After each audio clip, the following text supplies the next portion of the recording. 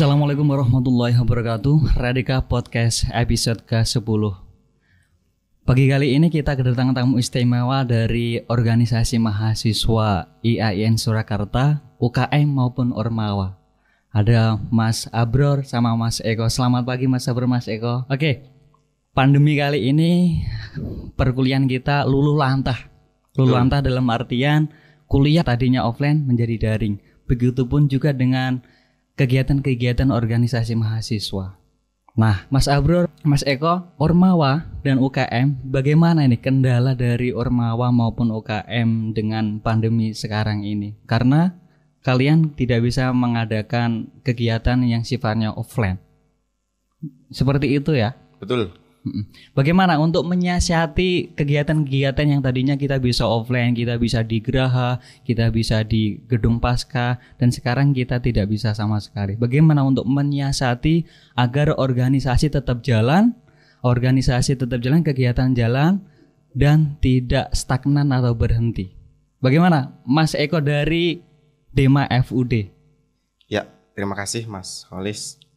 Memang pandemi ini sangat banyak sekali yang memberi dampak kepada mahasiswa, khususnya kita yang berada di Ormawa, khususnya kami di Dema FUD.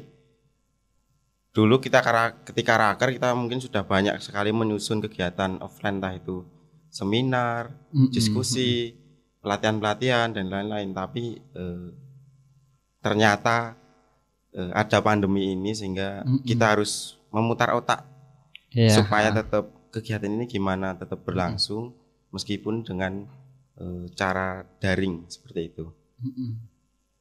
Kalau penyesuaian sih memang mungkin karena ini pertama kali ya, sebelumnya belum pernah ada contoh, jadi pastinya perlu adaptasi.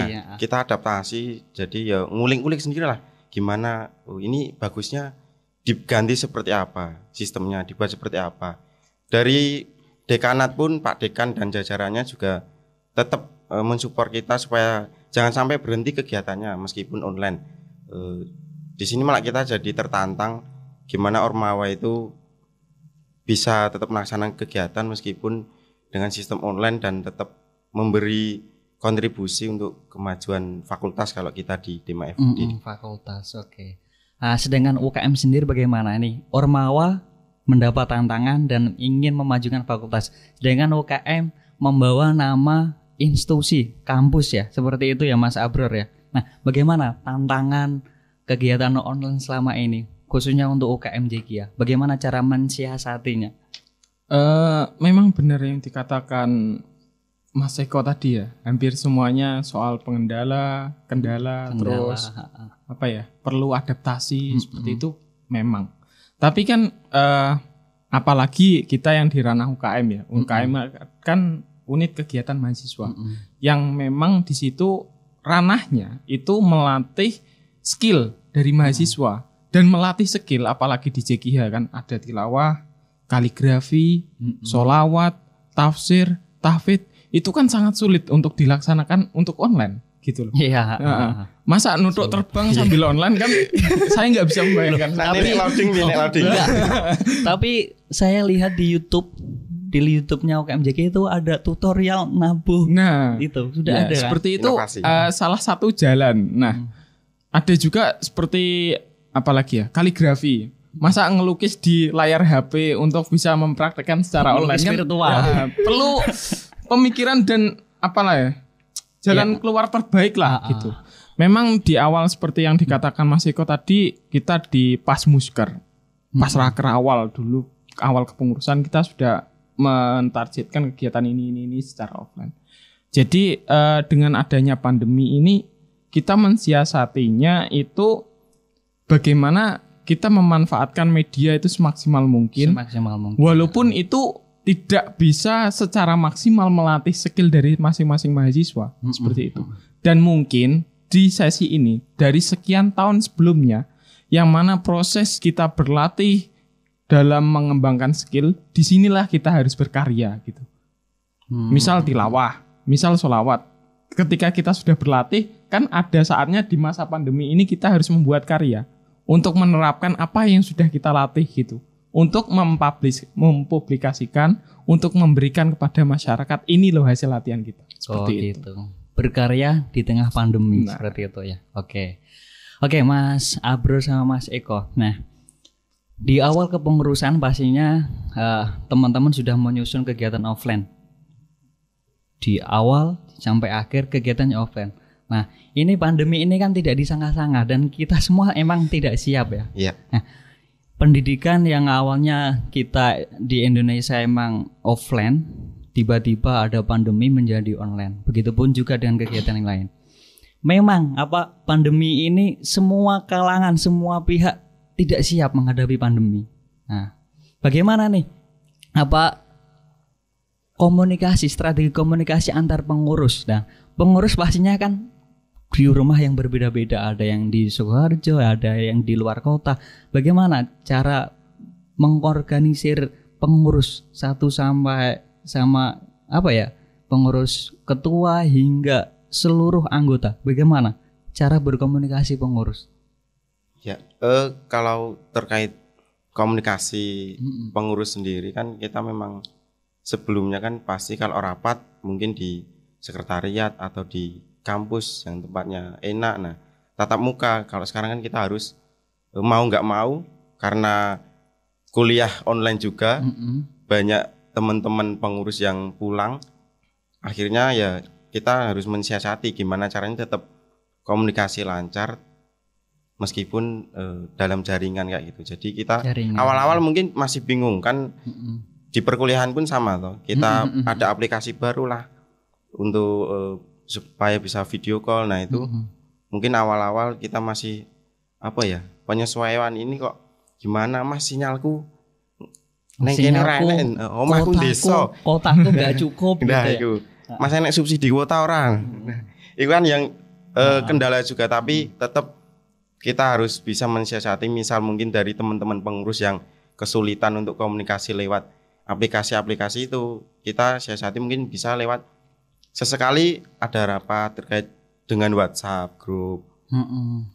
Jadi kita tetap komunikasi harus tetap intens karena sekali lagi kegiatan nggak boleh berhenti meskipun pandemi kayak gini. Jadi jalan satu-satunya untuk mensukseskan kegiatan itu ya kita harus tetap komunikasi kayak gitu. Kalau sekarang sih alhamdulillah tetap kita saling menyemangati dengan kegiatan masing-masing di rumah, apalagi ini sudah memasuki liburan ya, pasti punya kesibukan sendiri. Hampir selesai Mas. Malah hampir selesai. Enggak kerasa ya? Iya, udah bayar UKT. Kita terlalu lama liburan ya. Iya. Nah, itu ya. Malah udah mau bayar UKT toh. Nah, jadi tetap dengan aktivitasnya di rumah, tapi jangan sampai melupakan kewajibannya sebagai pengurus Ormawa kalau kita kan di Dema FUD. Apalagi dulu kan pas pelantikan disumpah juga. Jadi wah, sumpah ini itu kan berat, ya. tanggung jawab jadi, moral ya. Saya selalu mengingatkan pada teman-teman pengurus itu, pokoknya bicaranya kita harus selesai dengan husnul khotimah bareng-bareng. Amin. Maksudnya mati ya. Husnul khotimah. Ya, ini harus selesai dengan baik. Jangan sampai ada utang-utang lagi. Utang-utang kegiatan yang belum terlaksana. Nah itu kita minimalisir. Kondisi kayak gini malah menantang, jadi tantangan untuk kita lebih kreatif lagi. Menjadi tantangan untuk kreatif lagi. Nah, sedangkan di pengurus JG gimana? Cara mensiasati komunikasi lewat online, lewat Zoom juga mungkin video callan. Mungkin teman-teman dari pengurus ada yang ada yang sambat ya, ada yang nggak sambat. Mas nggak punya kota ini gimana? Menjadi alasankah kota? Seperti dikatakan tadi, saya melengkapi saja. Soalnya gini, secara realistis, pekerjaan di rumah, apalagi di situasi pandemi, ini adalah kesempatan untuk bekerja kan, bekerja untuk menghasilkan income pundi-pundi. Gitu, pundi-pundi keuangan. Nah, terus apalagi ketika nanti masuk, sebentar lagi masuk perkuliahan, itu pun online, dan itu tugas pun semakin bergulir gitu. Nah, kemarin pun seperti itu kan, tugas makin banyak juga. Tugas banyak, tuntutan ekonomi semakin, kuota dan lain-lain, terus sinyal belum Nah, terus kita itu mulai gini loh.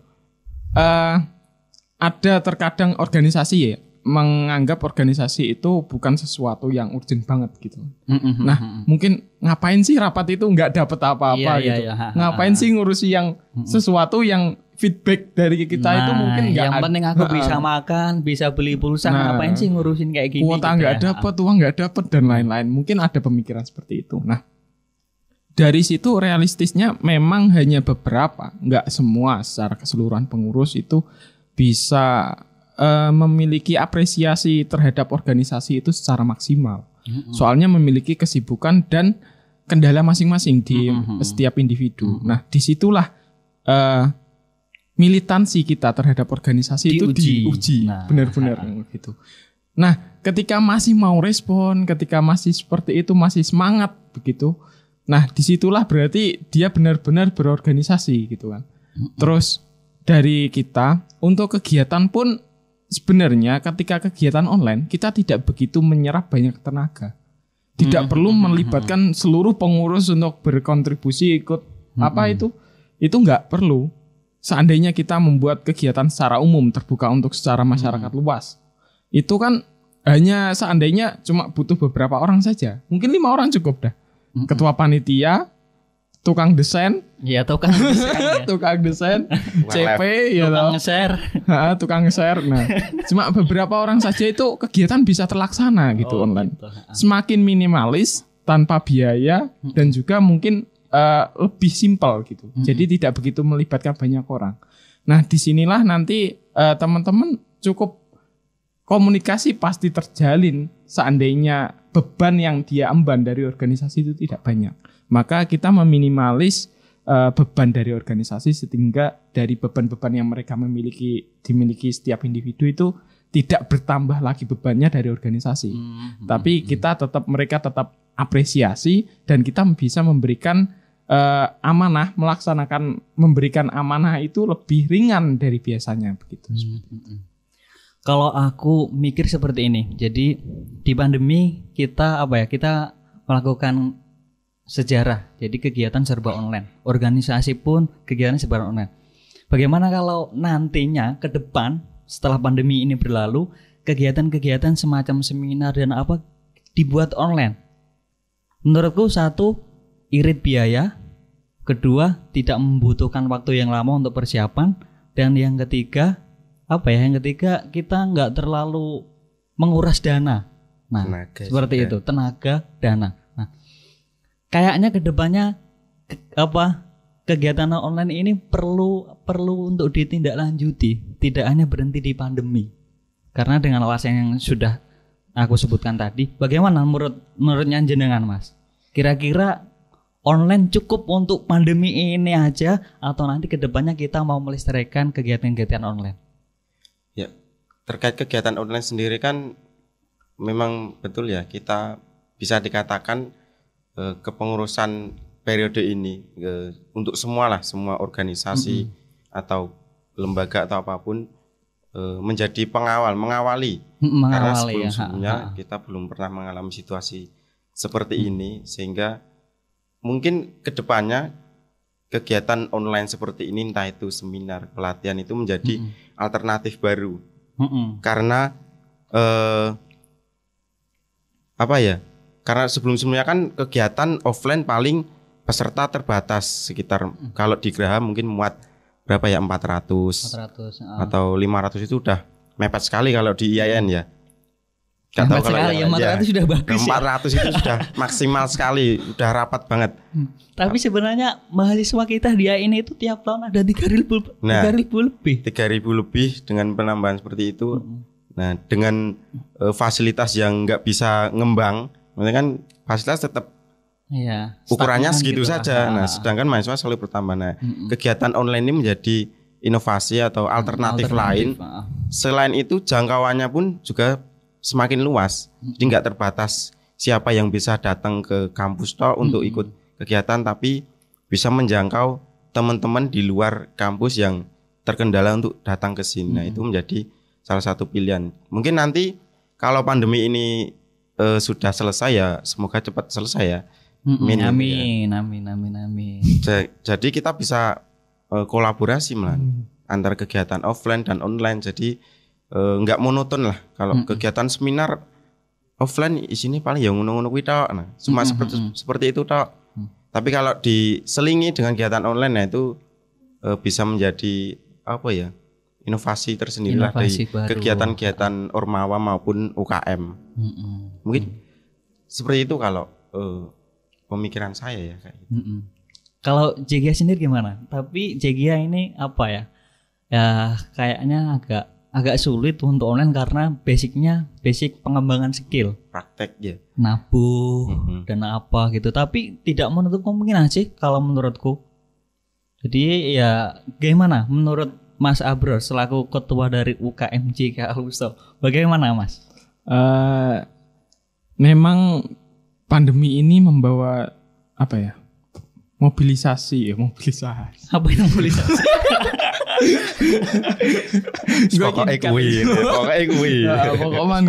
Membawa perubahan. Okay. Dari pandemi ini kan membawa perubahan yang cukup signifikan, terutama mobilitas sosial yang awalnya tatap muka secara langsung itu dipindahkan ke secara online. Membawa seseorang itu yang awalnya tidak begitu mendalami dunia teknologi, semakin dalam soal dunia, semakin melek dengan digital. Mau nggak mau harus mau gitu kan, dipaksa. Karena tuntutan zaman ya. Gitu. Lah gitu.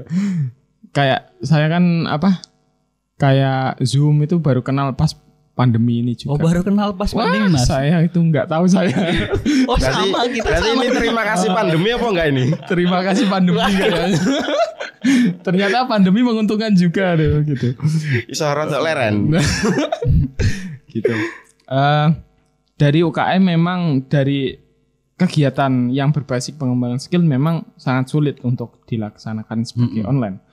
Tapi kan di sisi lain seperti tadi untuk meningkatkan karya, setiap pengembangan bakat itu kan ada karya-karya hasil dari situ. Dan mungkin memang secara ada saatnya UKM itu kan juga membuat kegiatan yang skalanya secara umum, seperti motivasi yang seperti akan yang akan dilaksanakan ini kan, motivasi kaligrafi, bahwa kaligrafi itu ternyata di balik kita belajar kaligrafi yang butuh waktu lama, setiap hurufnya dipelajari secara betul-betul, banyak jenis hot dan lain-lain. Seperti itu, ternyata dari belajar itu tidak hanya membuahkan hasil atau karya saja, tapi itu juga bisa menjadi sebuah wirausaha. Benar. Yang menghasilkan pundi-pundi, entah desain masjid kah, desain masjid di desain ya. Kalau desain jalan nggak mungkin. Itu 17-an nganggo loh, cat dalan. Neng ojo kaligrafi. Nah, nanti ekstrim itu nanti. Kena demo 212. It's gonna be dangerous. Jadi pengembangan minat dan bakat seperti kaligrafi ini kan banyak motivasi dan itu bisa menghasilkan sumber keuangan kita di masa depan seperti itu. Benar. Motivasi seperti ini kan perlu ditanamkan tidak hanya untuk orang-orang Jegia saja kan. Ke semua orang yang memang memiliki basic atau memiliki minat lah di bidang kaligrafi seperti itu, agar mereka tertarik untuk belajar kaligrafi seperti itu. Jadi semakin mudah juga dengan adanya pandemi ini kan seperti ini mungkin bisa diterapkan di depan, ke depannya walaupun pandemi setelah selesai, di WhatsApp, grup WhatsApp. Sekali kita membuat kegiatan itu aku yakin nggak hanya dari kampus kita, mungkin kampus kita malah semakin minoritas yang ikut seperti itu ya.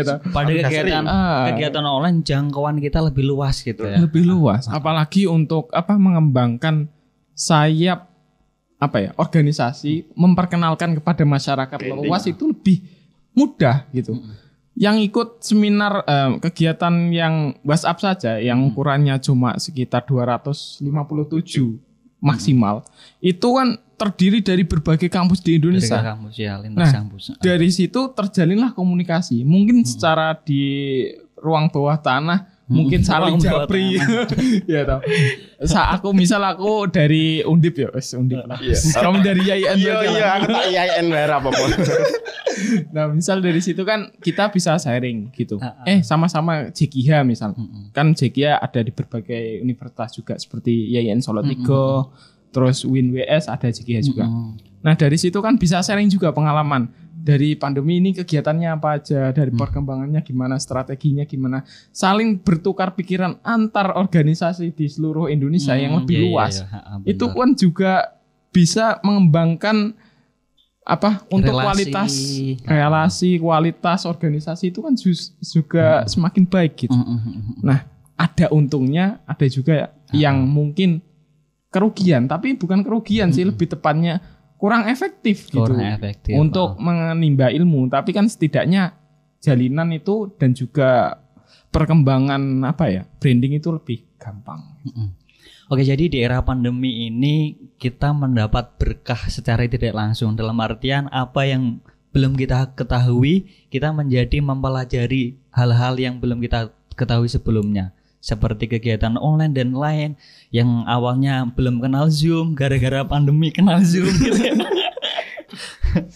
Oke, tapi menurut kalian bagaimana perbandingan kalau dibandingkan kegiatan online sama offline, kira-kira lebih efektif atau lebih milih mana Mas gitu? Online sama offline kira-kira lebih enakan mana, lebih efektif yang mana gitu? Ya, bicara plus minus pasti, semua pasti ada plus minus, tapi menurut pandangan dari jenengan bagaimana? Kalau dari kita sendiri ya, di Dema FUD sini kan banyak sekali kegiatan yang melibatkan mahasiswa secara langsung, apalagi di Fakultas Usuluddin dan Dakwah nih, ada dari teman-teman HMPS misalnya prodi tasawuf dan psikoterapi ataupun prodi bimbingan konseling Islam. Nah, mereka kan kegiatan terus pelatihan praktik itu kan secara langsung ya, mungkin itu yang menjadi kendala tersendiri karena kegiatan itu kalau dilakukan secara online kurang maksimal karena sifatnya tatap muka kayak gitu ya. Misal konseling atau hipnoterapi kalau dilakukan kayak online kayak gimana kan ya? Nanti pas hipnotis tidur malah sinyalnya putus. Hipnoterapi juga itu nanti. Sinyal putus, hipnotis gagal. Nah itu. Kalau udah ke hipnotis bangunnya gimana gitu kan. Nah, mungkin itu beberapa yang jadi ya menjadi kendala kita kalau semuanya dilaksanakan secara online. Jadi untuk skala Ormawa sendiri memang kegiatan offline masih menjadi alternatif pilihan, masih menjadi prioritas untuk melaksanakan kegiatan karena kita kan sifatnya langsung berinteraksi dengan mahasiswa langsung, karena kan kita ada untuk mahasiswa, kegiatan kita kan untuk mahasiswa itu ya. Jadi ya untuk saat ini memang masih kegiatan online pun kita masih mbok ayo gendang rampung pandemi ini gendang iso kegiatan offline. Karena karena dari dulu-dulu gitu kan euforia kegiatan offline entah itu disnatalis ataupun apa, dulu JKIA juga ada milad Gus Miftah, itu kan paling pasti kan kangen terus ya. Kangen Mas Abrar ya. Kangen banget nih. Kangen banget. Nah itu ya termasuk di ya wes buri. Termasuk di Ormawa sendiri pun juga kayak gitu Mas. Jadi untuk saat ini mungkin masih kegiatan offline itu memang menjadi kepinginan kita, tapi ya, dengan menjadi prioritas lah ya. Dengan kondisi seperti ini, mau nggak mau kita juga harus belajar dan menyesuaikan. Justru malah online ini bisa menjadi alternatif kalau nanti ternyata kegiatan offline kita terkendala 1-2 hal, langsung kita punya opsi lain, sehingga kegiatan tetap berjalan dan mahasiswa juga tetap dapat manfaat dari kegiatan itu. Gitu seperti itu ya. Mas Abrar sendiri bagaimana Mas? Efektif untuk JKIA, UKM JKIA, kira-kira kalau menurutku tetap mau nggak mau tetap offline ya, karena nanti hadiran kalau offline itu kan nggak kurang seru gitu ya. Hadiran satu di sini misalkan kalau hadiran satu di sini, satu di Palembang, satu kita jadikan satu Zoom, ya tetap aja, tapi kan tetap euforinya nggak kena gitu, feelnya nggak dapet kalau anak zaman sekarang gitu. Kalau dari jauh kan malah nganu. Apa itu? Kalau sinyalnya terhambat kan macet-macet. Delay. Dung. Delay. Kalau disuruh memilih sekiranya online atau offline ya. Memang dulu lebih milih offline sih. Tapi kalau kita belajar dari situasi yang sekarang, kita kenapa harus memilih gitu? Kalau kita bisa keduanya. Betul sekali. Aku lebih memilih combine antara online dan offline gitu. Iya. Jadi hubungan antar anggota itu juga hubungan di luar itu bisa terjalin. Terus lebih mudah, soal tenaga itu nggak begitu terkuras juga. Benar. Bisa menjadi jalan keluar atau alternatif lain untuk bisa berkegiatan lain gitu. Nggak harus secara tatap muka mulu gitu. Tatap muka itu kalau latihan tilawah itu ya yang datang itu aja. Berapa sih yang minat tilawah gitu? Apalagi 10, suaranya 5, gitu. Kayak insecure. Insecure apa ya? Yang kurang memiliki bakat di situ kan otomatis juga cuma itu aja yang ikut gitu. Benar. Padahal masih target kita untuk membawa masalah yang lebih besar. Seperti tagline-nya memberdayakan umat melalui zikir dan sholawat. Enggak kuat. Seperti itu kan kita juga bisa memilih alternatif secara online juga gitu. Mungkin bisa alternatif lain lah. Jadi JGA emang ranahnya di dakwah ya. Gimana tagline-nya? Memberdayakan umat melalui zikir dan sholawat. Zikir dan sholawat. Belakangnya ada gitu enggak ada. Belakangnya itu saya mikir. Oke, enggak. Tapi seperti ini. Emang kalau di bidang dakwah JGH ini emang untuk saat ini dakwah yang lebih efektif itu emang di media. Nah, karena apa? Karena di offline, kalau kita dakwah offline ini menjangkau hanya segelintir orang. Tapi kalau di media tak terjangkau. Oke, seperti itu. Tergantung follower, Mas. Tergantung follower ya. Oke, kalau boleh tahu follower dari UKM JG sekarang ada berapa ya? Saya itu nggak enak ini mengungkapkan ternyata. Kira-kira ada berapa followernya? Mumpung. Monggo di subscribe. Iya, kira-kira follower Instagramnya ada berapa? Sekitar 1.600-an lah. 1.666. Wah, nomor cantik. 1.600. Oke. Terus untuk Dema, Mas? Dema FUD. Jangan lupa ya di follow. Followernya sok lu. Dema FUD IAIN. Sekitar 2000-an kalau nggak salah. 2000-an. Nah, semoga nambah terus. Amin. Menurutku untuk media emang semua ormawa dan UKM harus ngasih perhatian khusus di bidang media. Karena Karena tadi sekarang emang zamannya online, zamannya media.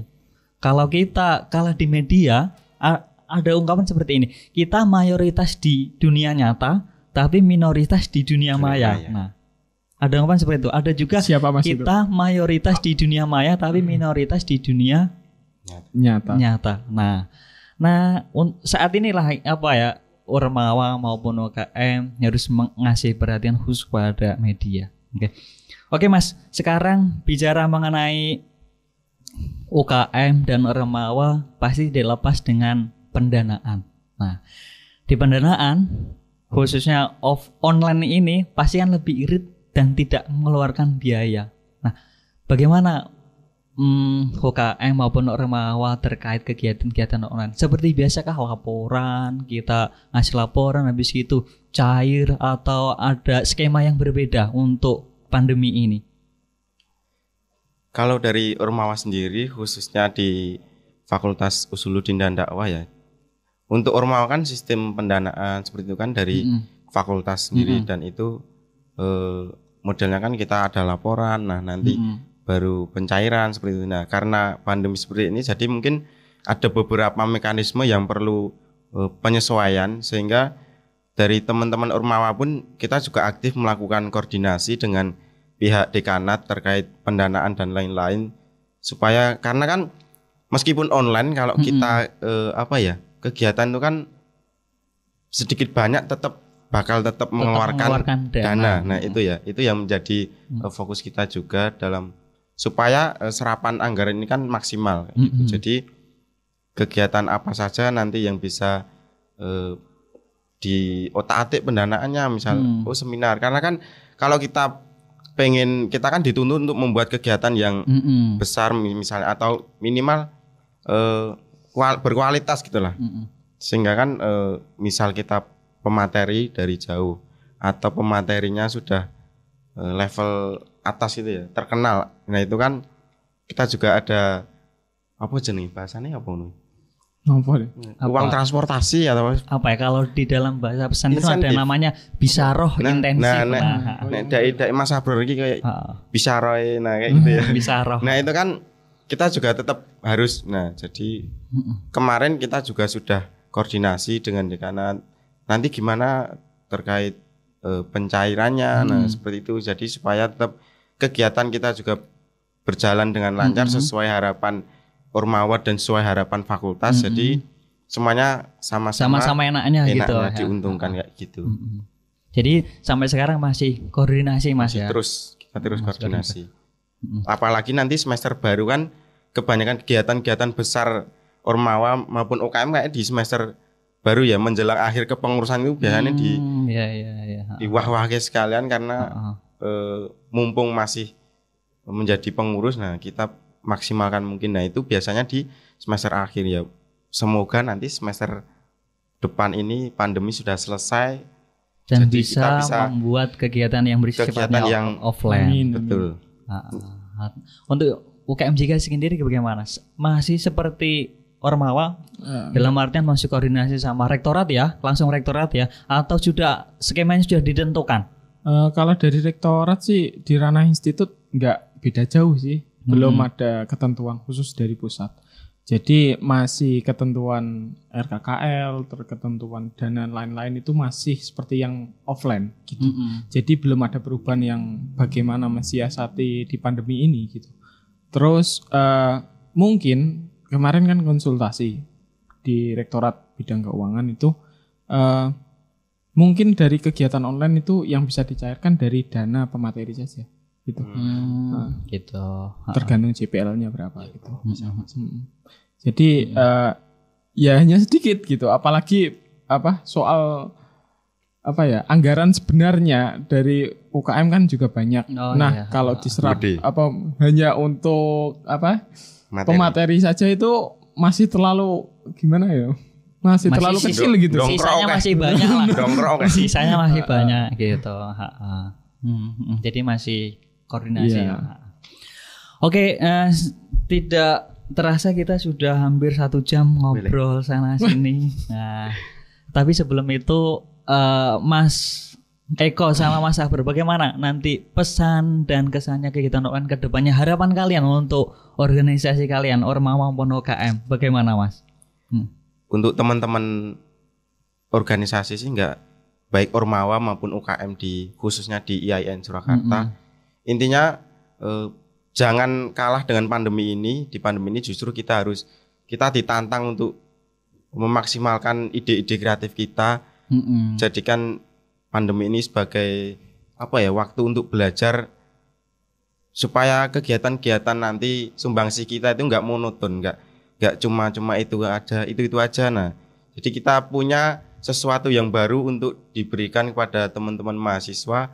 Dan jangan lupa kalau posisi kita saat ini adalah pada akhirnya nanti akan dikenang sebagai sejarah karena kita mengawali kegiatan online atau dari. Ya, kita nanti jadi contoh Mas Abror ya. Gitu. Jadi jangan takut salah. Barangkali ada pandemi ya. Nek wedi nyoba ya engko gak mlaku-mlaku. Iya ta. Oke. Nah gitu. Iya. Kayak Mas Abror bagaimana Mas? Nih. Harapannya dari teman-teman organisasi baik Ormawa, UKM semuanya tidak ada gunanya kita mengeluh di situasi yang seperti ini gitu.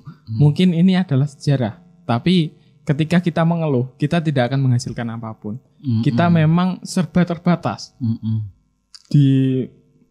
Dengan berbagai keterbatasan yang ada, maka bagaimana kita melampaui keterbatasan itu? Dari kecil kan kita sering mendengar bagaimana kita melampaui dari keterbatasan kita untuk menjadi yang lebih baik. Nah, disinilah kita harus buktikan bahwa di tahun yang penuh sejarah dengan kondisi yang seperti ini, perubahan yang begitu besar di berbagai lini kemasyarakatan, di organisasi, di pemerintahan, kita bisa melewati ini dengan baik tanpa ada kerugian. Jangan sampai kita lewatkan seperti itu.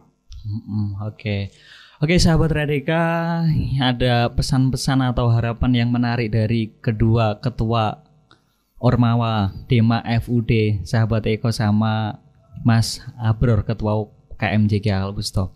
Oke, terima kasih Mas Abror sama Mas Eko sudah sharing mengenai Ormawa, keluh kesah kegiatan daring maupun kegiatan luring maupun pendanaan UKM yang serba terbatas. Oke, terima kasih.